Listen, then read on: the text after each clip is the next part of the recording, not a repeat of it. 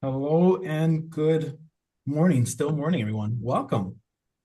I think I see people coming in here. I'm going to give it just a couple of minutes. Kay, do you know how many folks we have registered today? Thought we had a little around 350, but of course, not everyone will be able to join us. Some folks like Yeah, the recording, and that's why we've got it going with captions for accessibility, of course. If anyone doesn't see the captions who wants to, that's individualized. So down on your bottom screen, you can turn the captions on if you want to be able to see them. I have them on for the recording. wonderful. Welcome, everyone. I hope you have your lunches with you. We'll Pour get your started coffee, in pour for your your water. Hopefully, coffee. hopefully something you can drink legally or at your place of work. I went to a campus recently and they had a bar on campus. And I was like, I thought that was a 1970s thing. It's like, no, we still do it. Wow. Yeah, that Yep. is unusual. Yeah.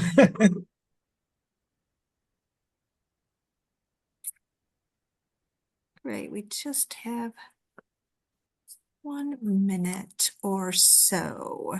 Let's see, how many folks do we have? I know there'll be some folks um, joining us. It's climbing up there. So um, I'm sure folks will be coming in as we get started here. So I'll go ahead and start.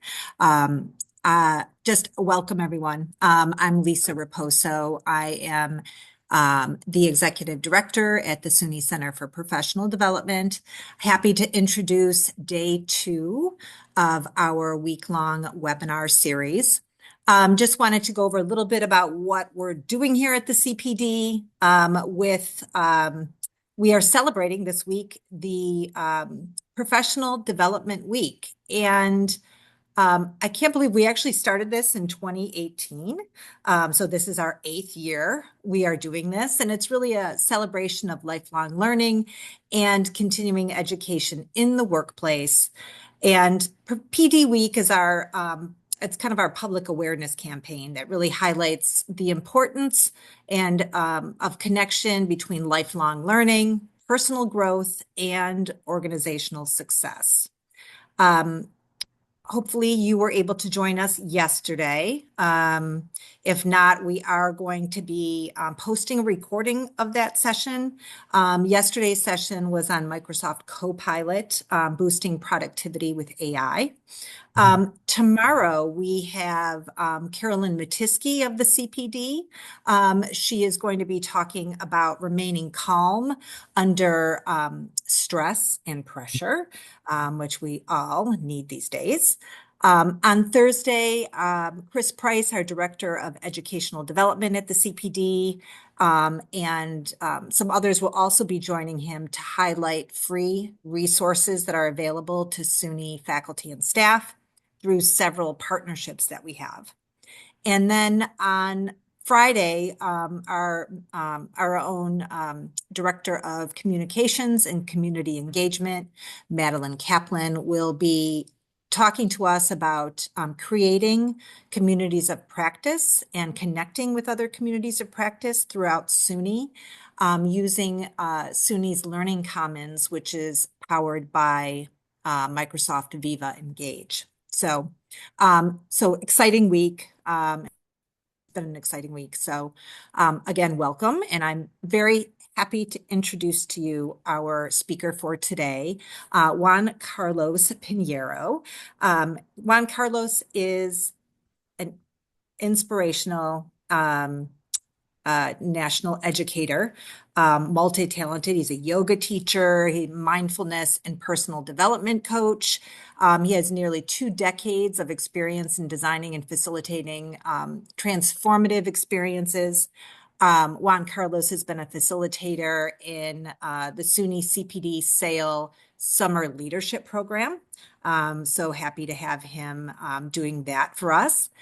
And Juan Carlos is also a SUNY colleague at Westchester Community College. And At Westchester, he oversees leadership, multicultural, and radio-based programs that foster inclusive and empowering environments for student growth. He also teaches in Sophia University's Master of Arts in Transpersonal Psychology program.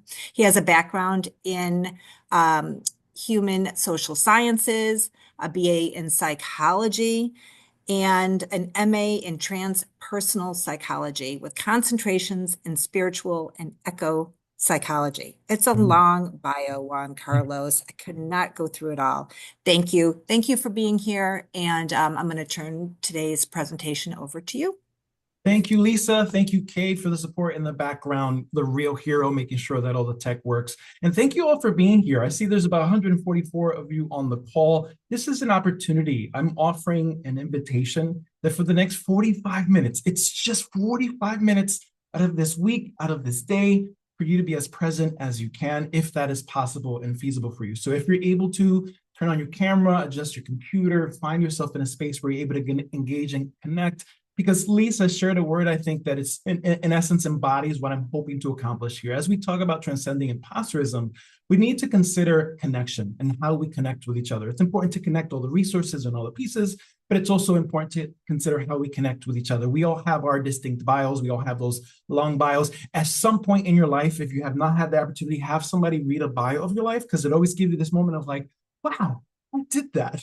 I accomplished something. And so when we consider transcending imposterism, it's important to consider your own bio. So as you go in through this experience, allow yourself to be as present for the next, again, 40 minutes at this point that are available to you, and do what you need to do to be able to connect. We're going to have some brief breakout room sessions. I know that intimidates folks, and sometimes people like to have the computer and they just walk around. This isn't the kind of walk around and leave the computer over there in the office sort of session, right? We want to encourage you to engage as much as you can and be available to do so, because one of the ways we transcend imposters, as you'll see, is by connecting with others. Before we move forward, it's been a full week already. It's Tuesday for some of you mentally. It's Thursday because of all the things you've gone through. I encourage you to take a moment now to just breathe. So wherever you are, whether you're standing, whether you're sitting, lengthen through the spine. Allow the shoulders to relax back and down. The belly releases. The hips soften into the chair. The thighs release. The feet release. If you feel comfortable and safe, let the eyes close. If not, come into soft gaze. That means the eyes are barely open. So if you don't feel good closing your eyes, that's okay too. Come into soft gaze. If not, keep the eyes open and just look at something that's not moving. So preferably not me or the screen. And allow yourself this gift, this moment, just 30 more seconds of breathing. Take a pause. Allow yourself to inhale, fill the lungs, and exhale. Inhale, and as you do, consider what you're hoping to accomplish for this session. And exhale, release expectations, right? Because there's hope and there's expectations. So you can just be present. And take another deep breath in, breathe into the belly, the ribs, the chest, fill up more than you have all day. Breathe in, hold at the top of the inhale. If you're congested, you can breathe through the mouth, hold. Take a little bit more, hold. And then exhale with a, let yourself soften into the chair, wherever you're standing, wherever you are in this moment. Allow yourself to release and be here. The next inhale, if the eyes are closed, let them open. And now test prep, because that's what we want on a Tuesday morning, right? To get some test prep to figure out what we're doing. So I want to just to kind of gauge where we are and see where we are in the space. Play with some anagrams. Some of you have seen this before. We did this a lot in school sometimes. Some of you do it for fun. You take one word, you move the letters around, and you create another word, right? So the word listen gives us silent. I'm going to ask you to unmute yourselves as we go through some of these. So below becomes what? What does below come? Feel free to unmute yourself. Some of you saw it, you see it. Some of you are thinking about it. What does below come? Unmute yourself and let us know. You can also use the chat if that's easier for you. Below becomes elbow. Exactly. Thank you very much. I appreciate it. Yes, right there. Excellent. So we got a couple more. Great. We're getting to the vibe. So study becomes, again, feel free to unmute or use the chat. Study becomes, it's right there. You can almost see it. Dusty. Yes. Excellent. Well done. Well done. Geniuses already. Poets and geniuses. Night becomes, what does night become? It's a little tougher one. Night becomes thing. Yes, Melissa, you got it. Thank you so much. Night becomes thing. Okay, so here's what we're going to do. We're going to go into test time, okay? So I'm going to create some breakout rooms. You'll have a brief amount of time to get into the test. I'm going to close this here for one quick moment. I'm going to show up into the breakout room and I'm going to be sharing what you'll be tested on. Okay, but do the best you can. This is not for you to have, a moment of like, I need to. All right, so this is a moment to just experience what comes up for you. Here we go. Breakout room, go. So I'm going to join this room. We've got 2 rooms. I'm going to pause the recording during this portion. Sure. How do I get myself to? Okay, so as folks come back, welcome, welcome, welcome. How'd you do? How did it go? Don't share the words. Okay, please don't share the words that I shared in your group, the outcomes that you had. But how did it go? What it came up for you as you were doing it? As you were trying to rearrange those letters, what came up for you? We all started having conversation. Conversation regarding? Just where we live, things that things that we were going to be doing for the holidays, just small talk. Some people were too fast to figure out the words. Okay. So who got something? I see somebody put laughter. Who got something else in there? What else came up for you in your group? Upstate, downstate. Right. Conversation about upstate, downstate, where Medina, New York is. Yeah. So were you task oriented? Were you able to get through to the words and create new words? Yes. Yeah, our group was way too quick to get the words through. Some folks had just gotten it right away, and then they wound up connecting with each other. Talk more about that. Some folks got it right away and they wound up connecting with each other. Can you tell me more about that? I think there was a sense of camaraderie. Okay. Well, I certainly had a sense of panic, like, oh wow, these people are so smart. They're getting it so fast, and I'm not getting it yet. Okay, who is speaking? I need to connect with you. You're the person I need to. Hi, I'm Eliza. Hi, tell me more about what you just said.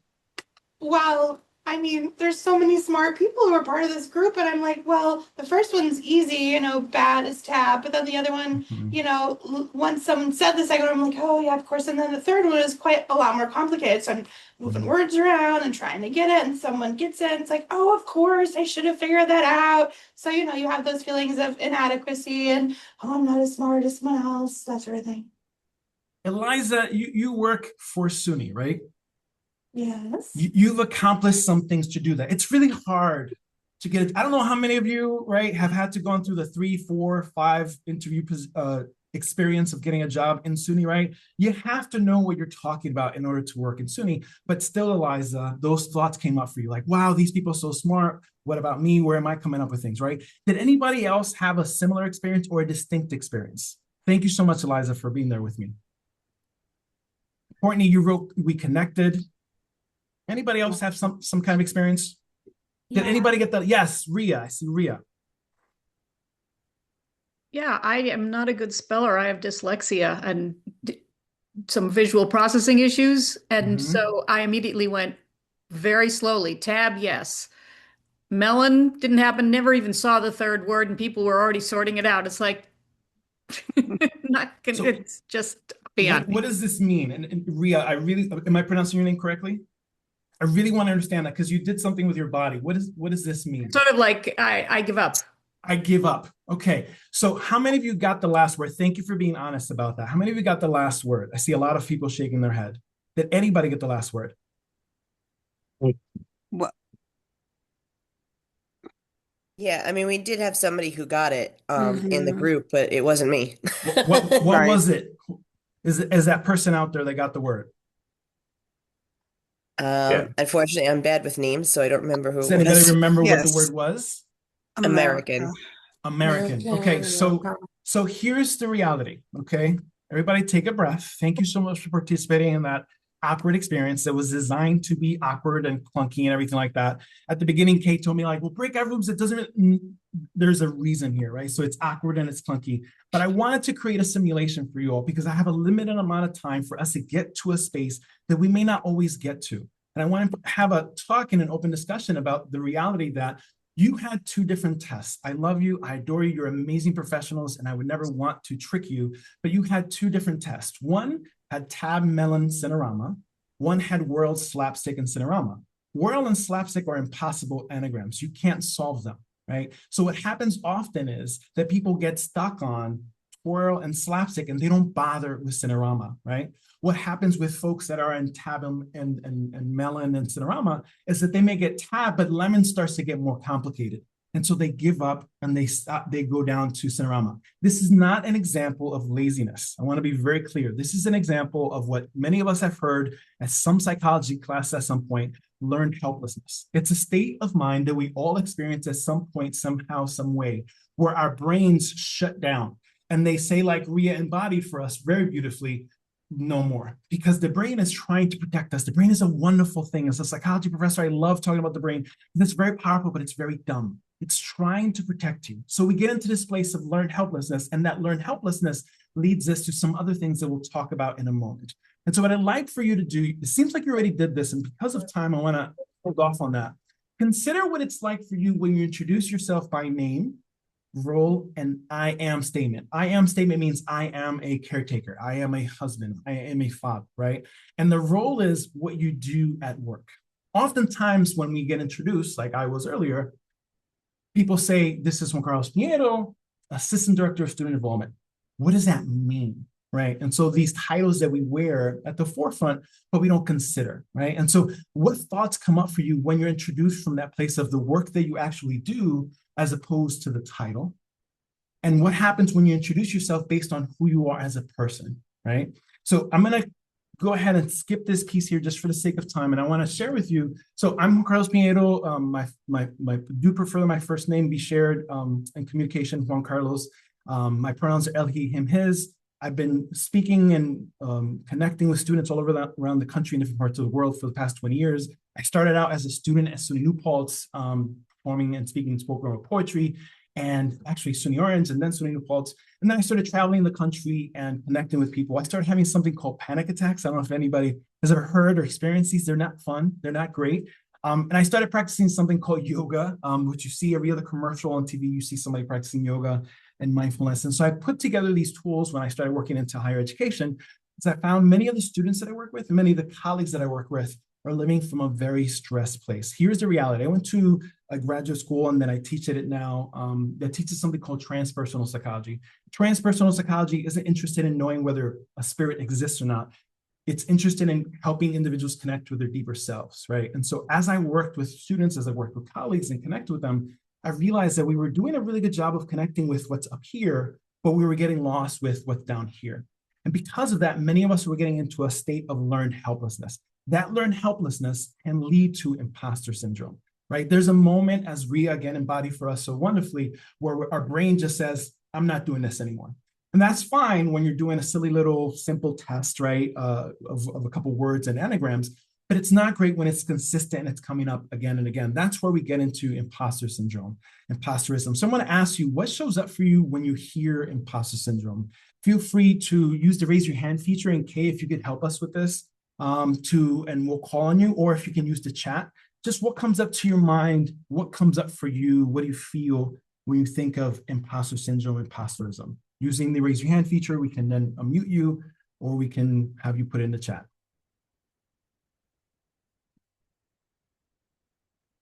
Not belonging, pretending. Pretending takes a lot of energy, self-doubt, fake, not a part of a group, lack of confidence. I'm alone in this. I'm going to repeat that. I am alone in this. So many of us as professionals have that come up for us. The feeling of not being or deserving of a role, feeling you're not good enough, masking. Masking takes energy.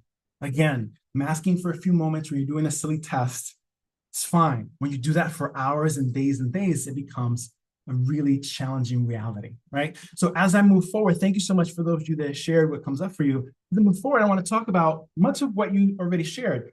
Imposterism has to do with people that are doubting their accomplishments, internalized fear of being exposed as a fraud, despite having adequate external evidence. I want to be very clear. The data shows that you have everything you need in order to demonstrate how much you are a part of this community. Eliza shared earlier, I felt like, oh my gosh, they're so smart. Why am I not getting to this? Because people with imposter syndrome remain convinced that they don't deserve the success they have, right? So this is a thought, a nagging thought that stays in our mind that develops from a state of learned helplessness. Usually this comes up for the high achievers. One of the theories is because we're searching for answers constantly. The high achievers are trying to understand. So if I feel this way, if I'm not seeing myself in this light, therefore I must not belong. It's a feeling of dread that they'll be found out, that they don't deserve, or that their success is unearned. Somewhere along the line, somebody didn't realize something. My daughter's 4 years old. When I left the hospital during the pandemic, I left saying, somebody's going to realize I have no idea how to raise this child. Somebody's going to say, hey, bring her back because you have no idea what you're doing, right? This is common and comes up very often for us. So this experience of learned helplessness comes from a series of traumas that affect everybody. We all have these experiences of trauma. Traumas can be a really physical injury on the brain. Right? There's different parts of the brain. I love talking about trauma these days and trauma-informed care because we have more than a decade worth of data that demonstrates that it can affect rational thinking. I have a master's degree. I have a doctorate degree. How could I feel like an imposter? I just did a presentation recently for a SUNY group a couple of weeks ago, and somebody said, I have a doctorate degree. I have a master's. I have a bachelor's. I have an associate's. And still I sit in meetings and I'm like, I don't belong here. That's not rational. Like that comes from trauma. These memories get affected. The memory of like, hey, I put in the work to be here, because we get into a state of survival mode, right? I'm just trying to get by. How many of us have either said or spoken to colleagues that have said that? Like, how are you doing? Just trying to get through the day. I'm just trying to get through the day, right? This comes from these constant barrages of learned helplessness, of like the brain shutting down and not allowing us to go into our true selves. So this reality of trauma can overwhelm a person's capacity to psychologically cope. It can cause post-traumatic stress disorder. And I want to be very clear, this is highly individualized. All 144 of us could be in a room, listen to a speaker, and be affected completely different by what that individual said. It takes on many forms. And so these traumas, we have the learned helplessness. It leads to a sense of imposterism because of these traumas, and it leads to a series of automatic negative thoughts. I want to play a very brief video. Hopefully you can hear this video. If you don't hear it for some reason, please feel free to unmute yourself and let me know so I can make sure that the video is working. Share computer sound. I just want to make sure. Okay, here we go. We love our new home. There's so much space. Actually, pause. Does everybody hear the sound? Maybe unmute yourself. Kay, can you hear it? Yes, I can hear it. Thank you. Okay, great. So this is what I'm going to encourage us to do. As you're watching this video, notice what's happening. See what is in the space that they're speaking to. Some of you may have seen this commercial. We love our new home. There's so much space. We have a guest room now. But we have ants. You're slouching again, Ted. Expired. Expired. Expired. Thanks, Aunt Bonnie. It's a lot of house. I hope you can keep it clean. At least Geico makes bundling our home and car insurance easy. Which helps us save a lot of money. Oh, Teddy, did you get my friend request? I'll have to check.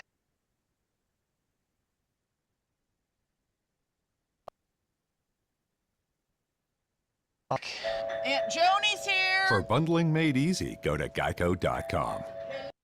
Okay, I was trying to remove that red mark, and so that paused a couple times. But let's use the chat again. What did you notice? What did you observe in that video? Right? It's a silly video. It's a Geico commercial. What did you notice? What did you observe? The aunts were pointing out all the negative things. They were pointing out all the negative things. Did you see the house? They're talking about a new house. It's a gorgeous house. I looked at the living room like, how can I get my living room to look exactly like that? But they're just talking about all the problems. Her nephew just bought a house, a gorgeous house. The first thing she says is, you're slouching, Ted, right? They just accepted all the negative comments without reacting. They just took it. You saw it in their faces, right? It's like they were being henpecked by their aunts. They bragged, but were unhappy at the same time. They've got this house, but they look so miserable, right? And so it's a silly video, but it gives us an example of what happens internally for us. We get stuck in these realities of these ants, and we forget all that we have accomplished, all that is around us, And it comes. We love our new. Now let's talk. I'm going to play a very brief video that goes further into imposterism and how this comes up for professionals and how to counteract it, which is the next piece we're going to do as we close out our session together.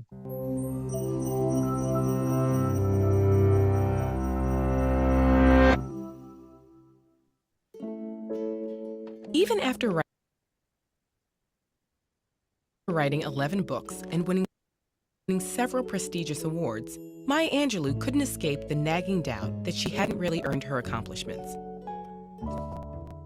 Albert Einstein experienced something similar. He described himself as an involuntary swindler whose work didn't deserve as much attention as it had received. Accomplishments at the level of Angelou's or Einstein's are rare, but their feeling of fraudulence is extremely common. Why can't so many of us shake feelings that we haven't earned our accomplishments, or that our ideas and skills aren't worthy of others' attention? Psychologist Pauline Rose Clance was the first to study this unwarranted sense of insecurity. In her work as a therapist, she noticed many of her undergraduate patients shared a concern. Though they had high grades, they didn't believe they deserved their spots at the university. Some even believed their acceptance had been an admissions error. While Clance knew these fears were unfounded, she could also remember feeling the exact same way in graduate school. She and her patients experienced something that goes by a number of names: imposter phenomenon, imposter experience, and imposter syndrome. Together with colleague Suzanne Imes, Clance first studied imposterism in female college students and faculty. Their work established pervasive feelings of fraudulence in this group. Since that first study, the same thing has been established across gender, race, age, and a huge range of occupations, though it may be more prevalent and disproportionately affect the experiences of underrepresented or disadvantaged groups. To call it a syndrome is to downplay how universal it is. It's not a disease or an abnormality, and it isn't necessarily tied to depression, anxiety, or self-esteem. Where do these feelings of fraudulence come from? People who are highly skilled or accomplished tend to think others are just as skilled. This can spiral into feelings that they don't deserve accolades and opportunities over other people. And as Angelou and Einstein experienced, there's often no threshold of accomplishment that puts these feelings to rest. Feelings of imposterism aren't restricted to highly skilled individuals either. Everyone is susceptible to a phenomenon known as pluralistic ignorance, where we each doubt ourselves privately, but believe we're alone in thinking that way because no one else voices their doubts. Since it's tough to really know how hard our peers work, how difficult they find certain tasks, or how much they doubt themselves, there's no easy way to dismiss feelings that we're less capable than the people around us. Intense feelings of imposterism can prevent people from sharing their great ideas or applying for jobs and programs where they'd excel. At least so far, the most surefire way to combat imposter syndrome is to talk about it. Many people suffering from imposter syndrome are afraid that if they ask about their performance, their fears will be confirmed. And even when they receive positive feedback, it often fails to ease feelings of fraudulence. But on the other hand, hearing that an advisor or mentor has experienced feelings of imposterism can help relieve those feelings. The same goes for peers. Even simply finding out there's a term for these feelings can be an incredible relief. Once you're aware of the phenomenon, you can combat your own imposter syndrome by collecting and revisiting positive feedback. One scientist who kept blaming herself for problems in her lab started to document the causes every time something went wrong. Eventually, she realized most of the problems came from equipment failure and came to recognize her own competence. We may never be able to banish these feelings entirely, but we can have open conversations about academic or professional challenges. With increasing awareness of how common these experiences are, perhaps we can feel freer to be frank about our feelings and build confidence in some simple truths. You have talent. You are capable. So we have two incredibly successful individuals, Albert Einstein and Maya Angelou. And this is one of the world's greatest scientists of all time, one of the world's greatest writers of all time. And yet they experience this, right? The intention is to demonstrate the universality of this and the reality that if you look at their autobiographies, if you read their biography, as I was talking about earlier, you'll see there was some trauma in there somewhere. So you heard about some of my accomplishments, you heard about some of the degrees, you heard about some of the work I do. You didn't hear about my traumas, but they're there. They don't leave. And so I want to encourage us to take a few moments. I'm going to create some breakout rooms to have a connection with somebody and ask yourself, have you ever experienced imposterism? Where in your life have you experienced it? How did you feel during that experience? And if you could go back in time, what would you do / say differently? I'm going to put these questions in the chat here so that when you get into the breakout rooms, you'll have them there all available for you. And just give me one few more moment here. Oh, I don't have access to the breakout rooms again. Okay, could you create 3 breakout rooms? I'm going to put the questions here in the chat. But could you create breakout rooms so that there's 3 per room, please? I had the access and it went away. Oh, I found it. You're quick. I didn't even recreate it before you got it. Great job. Okay, I already had it ready. Yeah, it moved. Zoom updated it. I'm not finding things. So you're going to go into the breakout rooms. The questions are in the chat. Have a conversation with each other. Share, have you experienced imposterism? Where in your life have you experienced it? How did you feel during that time? We often think about, right? Again, we're SUNY professionals, higher education. We're great thinkers. Talk about how you feel, just for a few moments, how that felt for you. And then if you go back in time, what would you do differently? Okay, here's the breakout rooms. Enjoy.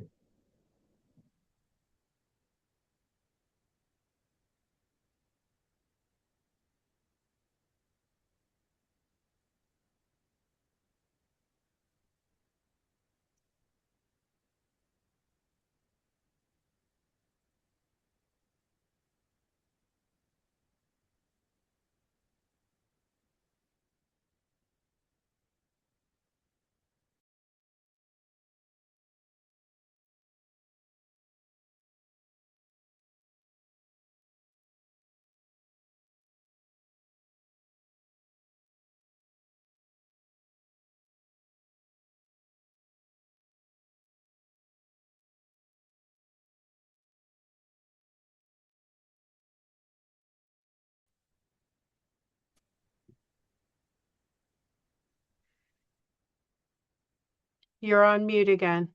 During the pandemic, I designed SUNY Westchester's online orientation because we had about a few weeks to pivot to a virtual orientation. And one of the funnest parts for all of our team members was to go when we did the countdown, 10, 9, because it was a breather for us. And then somebody would start saying 10, 9, 8. So you said countdown. I'm like, ooh, the countdown's begun.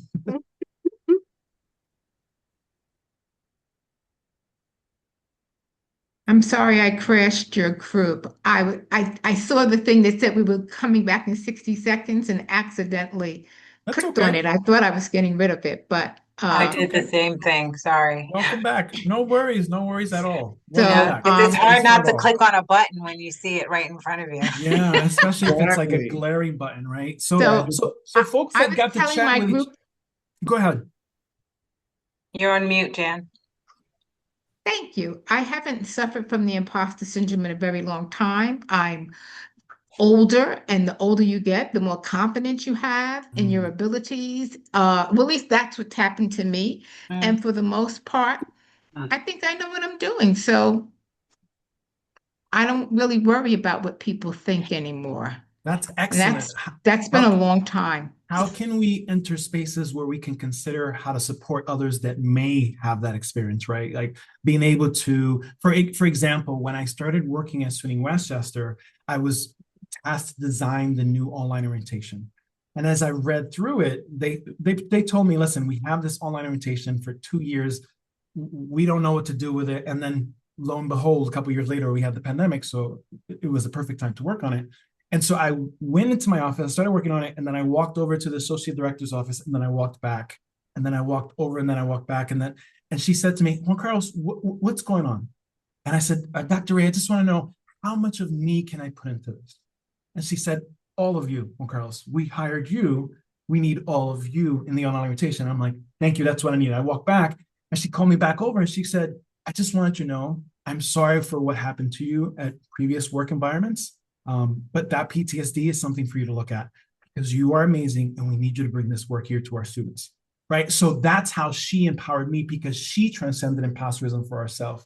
So for those of us that may not be experiencing it for a long time, the question becomes, how can we leverage ourselves? How can we look at our experiences to support others and assist others? So thank you, Jen, for bringing that to the forefront. I really appreciate it. So when we talk about imposter experiences, creating a conversation, allowing the space to exist for individuals to feel safe and comfortable, to share like, hey, I don't feel comfortable with this task. Can we talk more about that, right? And then next, collect your positive experiences, not just for yourself, but others, like point things out, right? So when I had an experience with my supervisor, after a month of working there, I said, I can do this role really well. I've looked at it, I've studied it, I can do this really well. I think I could do something different though. If I shifted over to overseeing and developing our leadership programs, I think it'd be much better. And if we put orientation under leadership, we can completely make a shift. And he turned his head back and he started thinking. In my mind, I'm like, this is the point where he fires me. And I said that out loud. I'm like, this is the point where you're telling me I'm going to be let go because it's been 30 days and you hired me to do this. And he goes, no, I'm thinking how we can make this fit into what we're trying to bring forward, because you have different experiences that we can use, right? So being able to collect your positive experiences, but also being able to know how to point that out for your colleagues and realize finally you're not alone, right? We humans, we all experience this. This is a psychological phenomenon. I'm not going to turn this into a psychology class because we just reality don't have the time.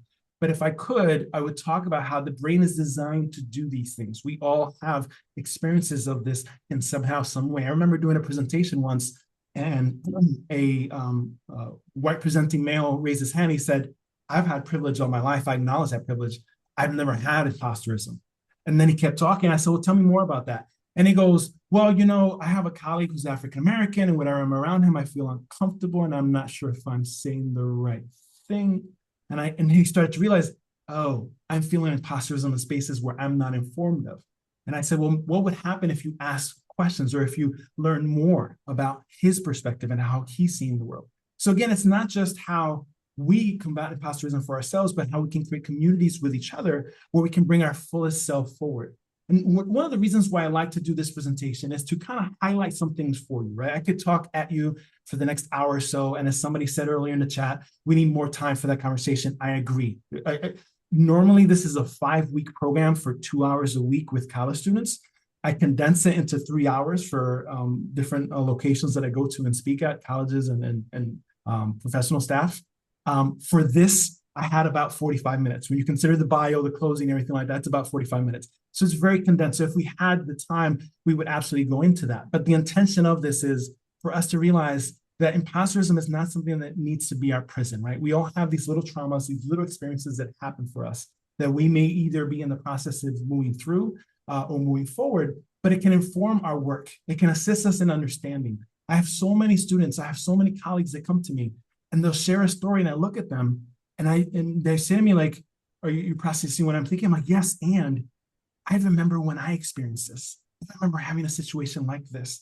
And now I'm able to use it as my school to help you and assist you on your journey. That can be liberatory work. I'm currently coming to you live from Tampa, Florida, because I'm here at a leadership symposium on liberatory work. And the intention is to demonstrate that if we look at these past experiences, instead of them blocking us from moving forward in our lives, they can assist us to free ourselves and others in the process, sort of like this cute little chihuahua does here. So I want to transition our work here because some of us may not realize some of those automatic negative thoughts that come up for us. And a tool that can be really helpful and valuable is mindfulness, being able to just pause and notice. There's this myth that exists in our culture, and it has to do with movies and TV shows and commercials where mindfulness makes you happy. Yoga will make you happy. And I remember having yoga students raise their hand at the end of the class. I was like, Juan Carlos, why don't I feel so happy right now? And I'm like, well, because yoga sometimes can bring some stuff up. But that's a good thing. Then you decide how to process that. My daughter's 4 years old right now, and she's getting out of, I hope, maybe the tantrum phase. And recently we said to her, like, Plena, we understand you have a lot of feelings, but we're trying to help you process those emotions. And she yelled, and I tried so hard not to laugh because I'm like, I'm 42 years old. I would love to be in a staff meeting and say to the team, I don't want to process my emotions right now, right? But the reality is that there's value in that, right? To see what comes up for us, to notice those automatic negative thoughts and do something with that. One of the most powerful experiences of my life was when I was in my bachelor's program, so Imposterism, I got so into an automatic negative thought of, I'm never going to graduate. I'm never going to be able to do this. I'm not as smart as everybody else in the psychology program. I'm not able to live on campus. I don't have the funds. I have to work. All these I don'ts from these automatic negative thoughts. So instilled were they that 6 months after I graduated, I'm sitting at lunch with a friend and I heard the thought in my head, I'm never going to graduate. So my point is, mindfulness can help highlight those thoughts that may be imprisoning ourselves and may be imprisoning others that we work with, and being able to be aware of them and share with others in a safe environment can be helpful to process those. So I encourage you to take some time to practice. If you're somewhere where you're comfortable and safe, let the eyes close. This is just for another few moments. If you don't feel comfortable and safe, keep the eyes in soft gaze. I'm going to stay here. And if for some reason technology doesn't work for me, we have people on the call. They'll let you know if the call dropped or something. So again, the eyes closed if it feels comfortable and safe. If not, come into soft gaze. That means the eyes are barely open. And then start to align your body. One of the greatest things you could do for the central nervous system, again, I'm not going to go into a long psychology class, but I just want to share, is to align the spine, right? For those of us that have that ability, that privilege, that physical ability in our body, aligning the spine can help us be more aware. So actually, for a moment, do the opposite. So roll forward through your spine, unless the doctor told you not to do this. Roll forward through your spine and kind of like tuck the chin in and like hunch forward. And just notice how you feel. Many of us spend our lives like this, right? We're at desk, we're typing, we're at a car, we're on our phones, we're closing ourselves off.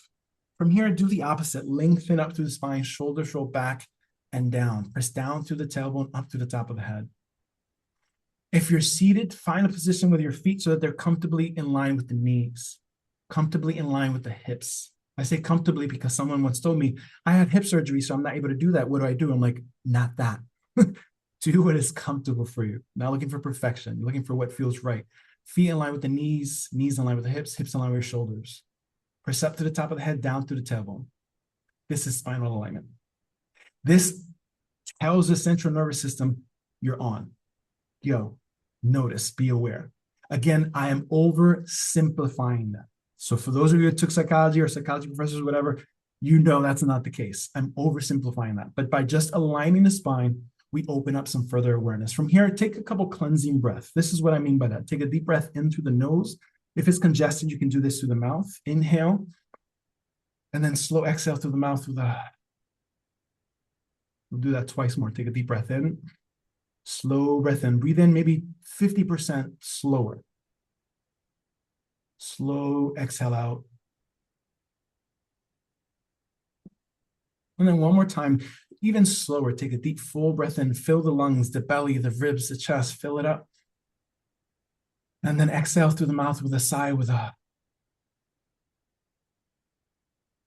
One time I facilitated this on our campus and somebody saw me and they were like, oh my gosh, I'm doing the breaths and it's not working. And I'm like, that's not cleansing breath. That's hyperventilating. That's something totally different, right? So instead, you take a slow breath in and a slow breath out. 3-part breath is something we just did. You feel the belly, the ribs, the chest. I love doing this in meetings where I'm looking at people and all I want to do is flip a table. And I'm like, you got to be kidding me. It's kept me employed, quite frankly. And what I do is I breathe deeply into my belly. I fill my ribs and I slowly fill my chest. What this does is it tells the central nervous system, slow down, slow down.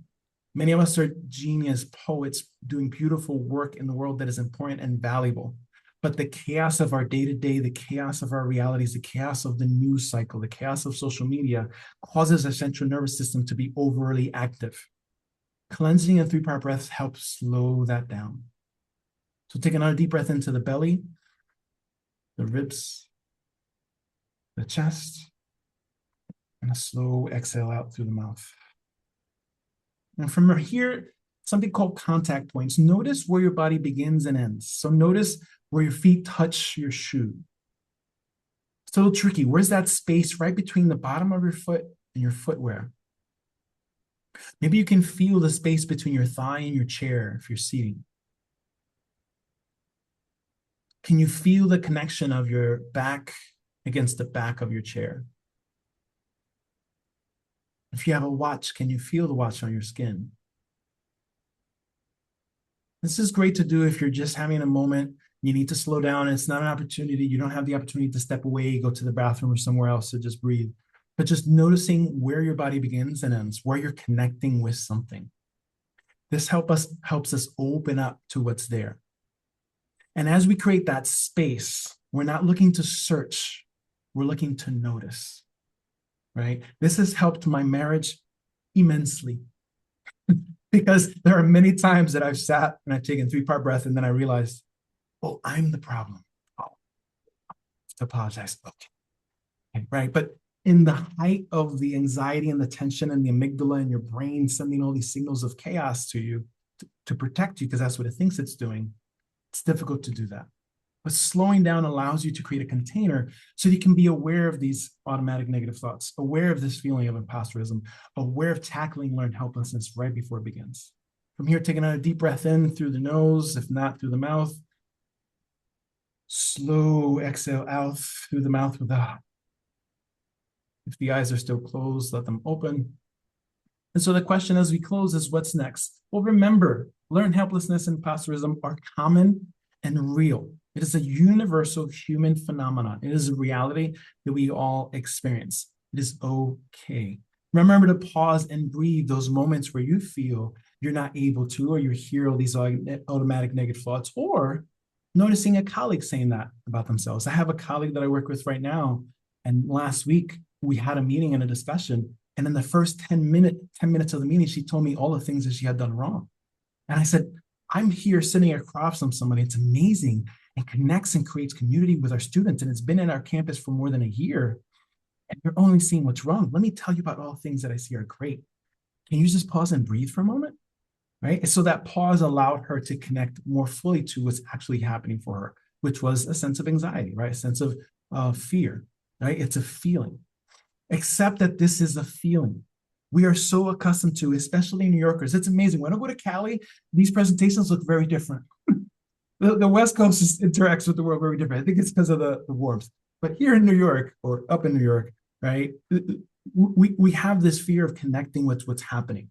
As higher ed professionals, as staff members within SUNY, we do a phenomenal job of using what's here. What we're feeling is valuable too. It can inform us, right? Anger, emotions like fear, anxiety, stress, happiness, joy, they're signals. Pay attention to them, right? And the question becomes, well, how can I do that in a professional setting? Take that pause. Notice the contact points. Step outside. Take a breather. Lean into the people that see you even when you don't see yourself. This is so very important. Find the people that see you when you don't and lean into them. Now, notice that I don't say, go to somebody you care about. Because sometimes the people you care about, they're not the most helpful.